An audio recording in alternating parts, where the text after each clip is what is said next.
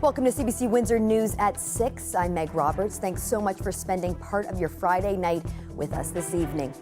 Well, cycling advocates are speaking out after council's failed promise to create bike lanes by the university campus. Some say the lanes are critical for riders' safety.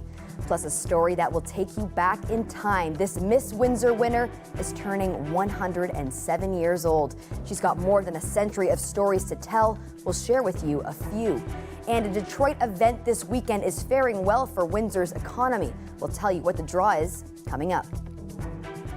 Protected bike lanes along University Avenue West, a promise made by the previous council 2 years ago.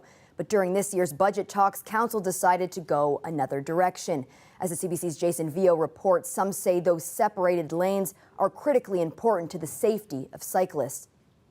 These are the painted bike lanes all the way down University Avenue West. And cyclists say they want a bit of separation to make things safer. Bollards, planters, cones, they want something because they say this area can be a bit dangerous. So this road is pretty bumpy. Lots of potholes, lots of gravel coming from the road breaking up, cars on both sides of the road, parking lot right next to it. Not a good road to cycle on and definitely not too safe for cyclists. If we care about people today, that temporary bike lane was critically important today. The potholes on that road, the paint on that road, everything about that road is dangerous. And so it's no wonder that students are riding on the sidewalks. The previous council in 2021 approved protected bike lanes along this stretch of road as a temporary measure. That was expected to cost $1 million. But this year, during budget deliberations, council decided to put that money instead toward the $53 million permanent solution years down the road. When it comes down to active transportation and it comes down to cycling infrastructure and we've got a long way to go. Could we get to protected bike lanes where we've got bollards and such? Yes, that's the idea and that's the goal. But we want to do it right. And that was the decision that council unanimously approved, knowing that yes, it's going to be about a year delayed before we get the first stretch done. But we'd rather do it right than, again, install them and then take them out. These are pop-ups. These are just like things in the road. I don't think they would have taken that much time to take them out.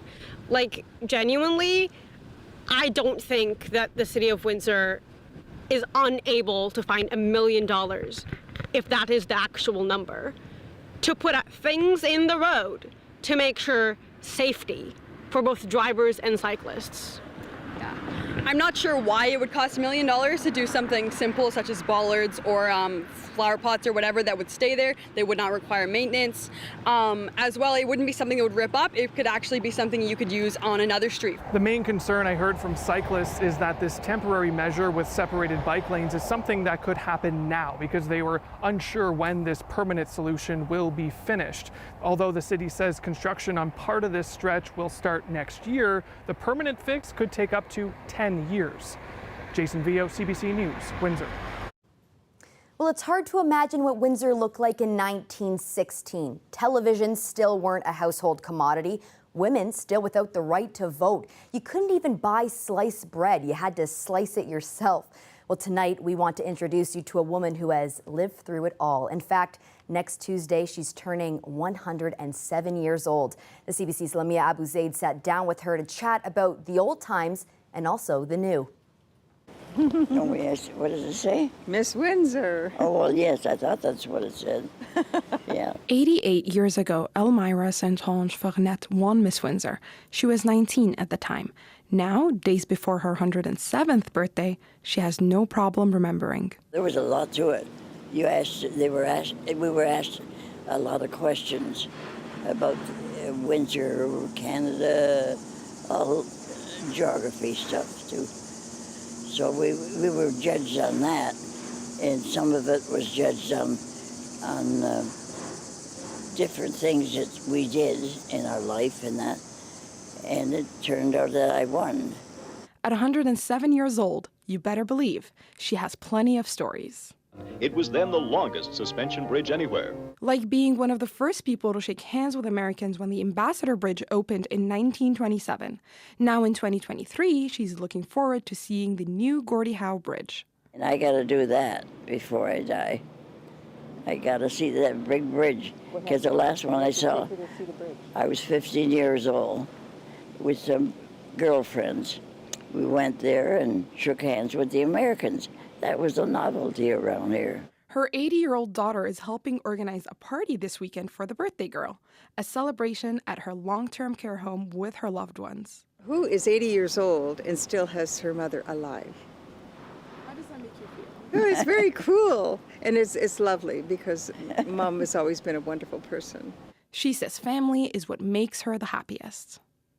Keeping the family together, not letting them stray too far away. Saint-Onge Vernet did stray away, only once, but her love for the city called her back. I went out of town for 5 years and came back because it was always better here. Oh. Much better than Windsor. Windsor was a nice home. When asked about her secret to living so long, Oh, what do you think? How do you expect me to know that? I keep wondering how come I'm still here. She would always tell me curiosity. and at 107, Saint-Onge Vernet still has questions. What are you giggling about? I'm having fun.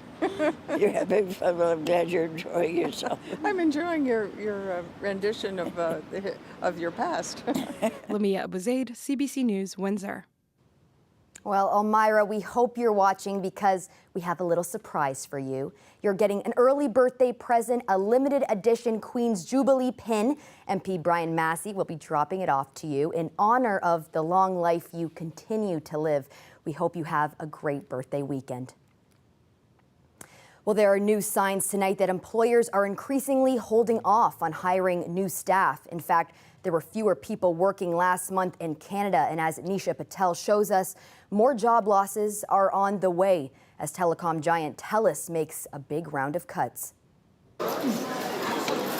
Thousands of people lined up for hours at this Toronto job fair, many hopeful they'll find work after being turned down by other employers. They said, okay, we'll let you know later, or they're not looking for applicants right now. I got one interview, but then it got canceled. There's a lot of opportunity, but it seems like employers are getting a little bit pickier. Not long ago, businesses were having a tough time finding workers to fill positions. Now it's a little easier. We're looking to hire about 15 to 20 employees from everything from cooks, preppers, dishwashers, cashiers. It's a signal the hot labor market is starting to cool. Canada unexpectedly lost about 6,000 jobs overall in July. The unemployment rate ticked up slightly to 5.5%. Still, workers are demanding higher compensation, as average hourly wages rose 5% compared to the same time last year.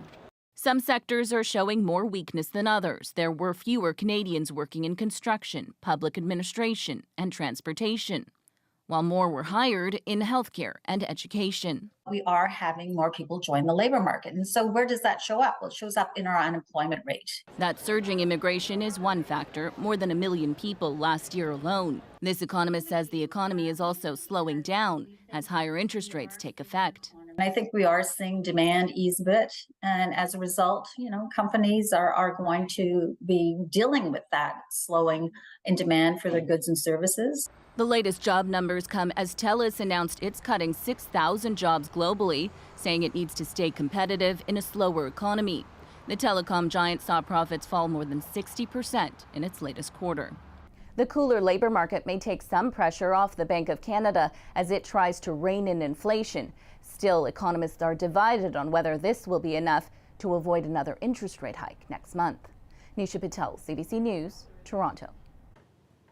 All right, I might be biased, but I think one of the coolest parts about living in Windsor is Detroit. And there are some pretty big events coming up in the D this weekend, which turns out to be good news for Windsor, as the economic impact is expected to spill over here. Windsor Morning's Nab Nanwat walks us through what's happening this long weekend. What's going on, everybody? Nav Nanwa here, the host of Windsor Morning. I'm currently in Detroit at the SummerSlam Press Media Junket. Yes, WWE SummerSlam is taking place tomorrow night at Ford Field, where over 45,000 people are expected, including a number of Canadians. This is the first stadium show since 2002 that's close to Canada, so there's a large contingent of Ontarians that are expected to make the trip over. A lot of people from Windsor are going to make the trip over as well. It's one of many events that are going to be happening this weekend across Windsor and Detroit. You got SummerSlam tomorrow night. You got the Tigers and the Rays having their series this weekend. In downtown Windsor, you got an Incubus concert Saturday night. You got RuPaul's Drag Race taking place on Sunday. It's going to be a busy time in Windsor and Detroit. And now the Windsor restaurants, they're ready. They're ready to go. I spoke to one in particular, the Loose Goose, and they tell me that reservations are currently through the roof and they're expecting a major turnout on Saturday as well as Sunday and even on Monday. There's also a lot of out-of-towners, not just from Ontario, but also the U.S. that are opting to stay in Windsor because of the dollar, because of the proximity to Detroit. And one of them in particular, Shara Thomas, is from Florida, and I got to speak to her, and she's actually staying in Windsor, but will be attending SummerSlam and taking in all the festivities. And I know it's going to be a big one for Windsor and Detroit, and Windsor's going to feel it. Nav Nanwa, CBC News, Windsor.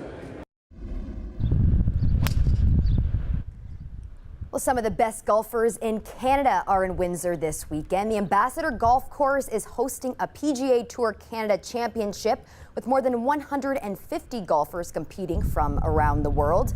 It's back in Windsor for the first time since 2019 due to the pandemic, but Director of Golf Operations at Ambassador says he's hoping it becomes a yearly event here in Windsor because of the economic spin-off, plus the chance for young players to see some professional talent. Yeah, the PGA Tour just wanted to come back to Windsor. They were really impressed with what they saw, and in 2023, they're back here, and we couldn't be more excited. The PGA Tour Canada are the future stars of the PGA Tour, so this is really exciting for us to have them here in Windsor at Ambassador Golf Club, and I can tell you the players are putting on a real show right now. Well, some of the world's most popular cricket stars have been in the GTA this week. Brampton is hosting the global T20 Canada Cricket Tournament. As the sport is in the spotlight, some are reflecting on women's roles in the future of big tournaments like this one. As Talia Ricci reports, many want to see more encouragement and investment in getting young girls to play. For these three cricketers, their love of the sport runs deep. I really like the pressure that involved in the game, the teammates, having fun with them and cooperating with them.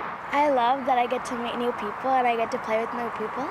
And I love seeing how people that just started get to play better. The girls say they remember growing up with games on TV, but the sport didn't necessarily speak to them right away. I used to hate it when I was a kid, but as I grew older, I started getting interested. I really wished that there were more women playing. My brother plays cricket and he joined OCA, and that's Ontario Cricket Academy, and when he joined, they needed another player to be a part of them and run a drill, so I joined in, and then I slowly came to more sessions and got involved with cricket.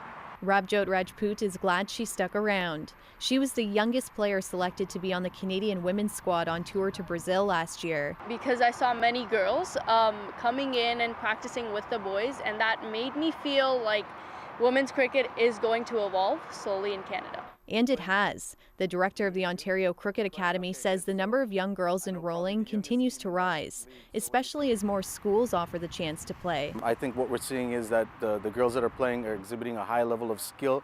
And what I see a lot of is the commitment that girls display in terms of getting involved in sports and giving it their all. I think one of the fastest growing sections of cricket in Canada is the women's cricket. Canada is playing in the World Cup qualifiers, and we're improving day to day. Cricket Canada has actually signed a contract where we're going to be launching a Canadian Women's Premier League, so that's going to be a women-only league. The women's director of Cricket Canada says there are far more opportunities for females to play cricket now than a decade ago. When I came here, there was just one women's team, I believe, in Ontario at that time, and it was hard finding them. and they were across town in Scarborough, and I lived in the West End. So, just access to training and to facilities was a challenge. Duria Shabir says there's still a lot of opportunity for growth. She's been at the Global T20 Canada Cricket Tournament advocating for more resources. Most of the time, the challenge is having the right infrastructure. And that's where I think a lot of our cities and others can step up and help the women. We need to get the girls involved at a very early stage, right? So to be able to bring them out into clubs and, spaces where they can feel welcomed and secure. Something that would mean a lot to these girls who now dedicate multiple nights a week to practices in games and have dreams to go pro. Talia Ricci, CBC News, Toronto. Well, I'd definitely be looking forward to seeing a Premier League for the women in cricket. Well, it's shaping up to be a good weekend to get out and explore Windsor. Selena LaRocque is the city's cultural development coordinator. She says there's public art worth taking a second look at along the riverfront. Here's a piece you can take a bite out of. Eve's Apple is a loved piece. It's beautifully simple and clear as well, so aesthetically it pops.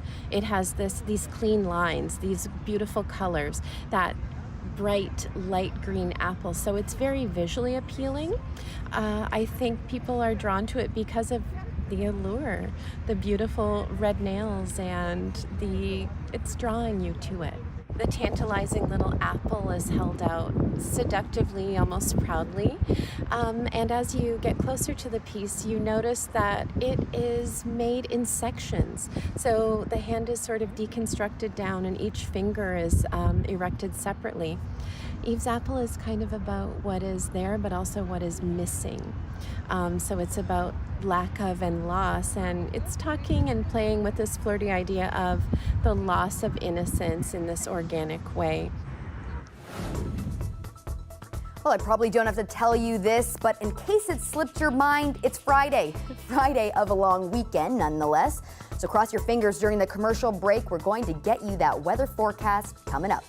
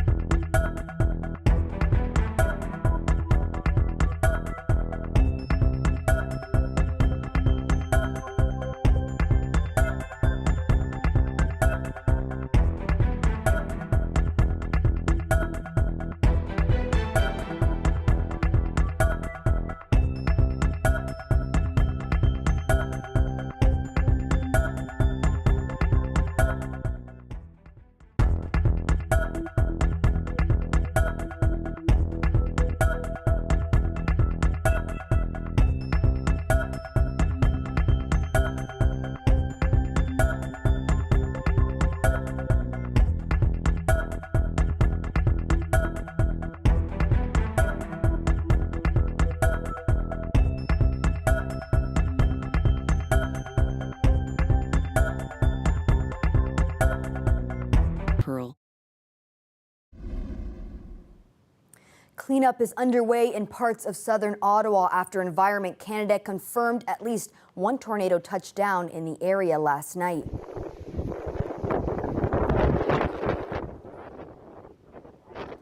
It happened around 7 p.m. local time near Metcalfe. That's a small community about 30 kilometers south of downtown. A heavy thunderstorm was sweeping through the region at the time, pounding the area with ping-pong-sized hail. And boy, does Essex County know all about that. It toppled fences and downed trees and power lines. Electricity has been restored for most. There are no reports of injuries associated with the storm. It marks the 5th tornado to hit eastern Ontario so far this season.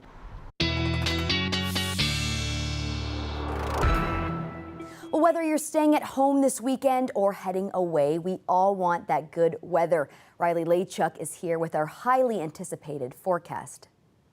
Well, Meg, a much sunnier day across much of southwestern Ontario. As we get into the early evening here, you can see mainly sunny skies, not a lot of cloud to see either as we head across parts of southwestern Ontario. Afternoon temperatures, 28 degrees in Hamilton, 27 up through the GTA. Same really for southwestern Ontario as well, but when you factor in the humidity here, you can see that the darker shades of red here down into southwestern Ontario once again today, feeling closer to 32, 33 degrees with the humidity through the later part of the afternoon. So certainly another humid day today. I don't think we'll see thunderstorms popping up through southwestern Ontario.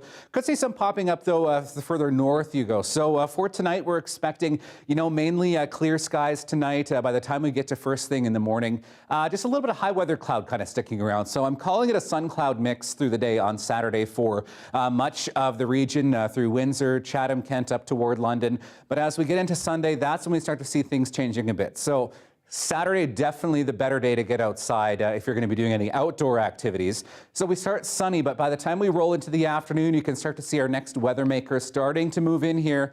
This is it right here. By the time we get into Monday, this will start to bring us some more steadier showers as we get into Monday and into Monday night as well. So around the region tonight, 14, 17 degrees across much of the region. For tomorrow, on par for normal this time of the year. Highs around that 26-degree mark. Bright sunshine really across the region. A little bit of high weather cloud, though, as we get into the later part of the afternoon once again. So things changing, as I mentioned, as we get into the later part of the long weekend. Cold front moving in will cool us down for Sunday, 24 degrees. Good chance of showers as we get through the rest of the day. Monday, Tuesday, kind of write-offs, I think. Monday, more so, showers continuing through the day. 26 degrees, mainly cloudy sky with a chance of some showers pushing out as we get through the day. And then, Meg, back to sunshine, 28 degrees for your Wednesday. Well, thanks so much for that, Riley. This year's wildfire season has been challenging for people all over Ontario as we deal with all the smoke. Experts are trying to figure out what that means for our health. We take a look at the impacts on our eyes. That's coming up.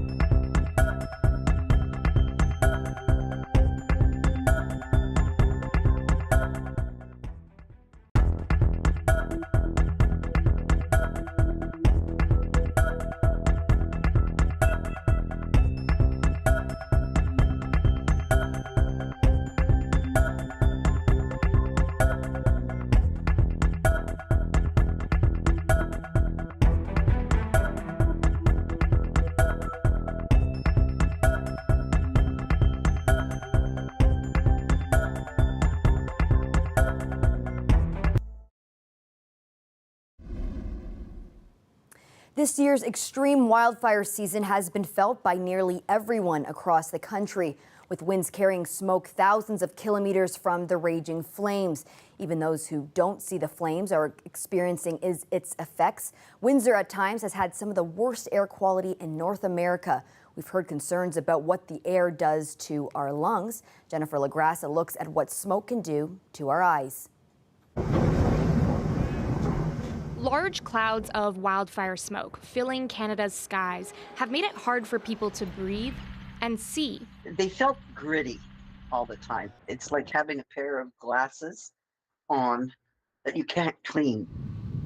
In June, smoke in New Brunswick irritated Kate LeBlanc's eyes, forcing her to repeatedly rinse them out. I basically hide out, period. I don't go outside. The cornea, which is the clear window in front of the eye, can also become dry and irritated. There's very fine particulate matter in wildfire smoke, and it can cause our eyes to become red, itchy, and watery. We know that it can cause inflammation of the eye. The issue is, what long-term complications can we get? That's not so clear. Right now, researchers are using similar pollutants to look at the effects of wildfire smoke, like fumes from cigarettes and traffic. Studies find that these can accelerate issues like cataracts or other debilitating eye diseases. I think it's really serious. Millions of people are being exposed to smoke throughout the year in a way that we have not seen before and in a way that we are not prepared for. Australia's intense, raging bushfires, like the ones in 2020, has this researcher studying whether the impact on our eye can be undone. Early research that could help gauge those long-term consequences. If we don't have a uniform understanding of how we should protect the eyes and how we should manage any eye disease that does occur from wildfire smoke exposure, I think our patients are going to suffer. Right now, Health Canada doesn't have any eye protection guidance, but health experts advise not to use allergy medications or rub the eyes, and instead to wear protective eye gear and rinse them with artificial tears. Jennifer LaGrassa, CBC News, Toronto. One of the most remote places in the British Isles is about to enter the space age. The picturesque island in the North Sea is the most northerly inhabited spot in the UK. There are about 700 residents, and it's now home to the Saxford spaceport. It will be used to launch small rockets to put satellites in orbit. The project is headed by a husband and wife team who bought the property 15 years ago. They're now waiting to get a launch license. The first liftoff is expected by the end of this year. Well, that's it for CBC Windsor News. Don't forget, for news anytime, you can go to our website at cbc.ca/Windsor. We're on social media too. You can check us out on Facebook and Instagram. Thanks so much for tuning in. Hope you have a lovely long weekend.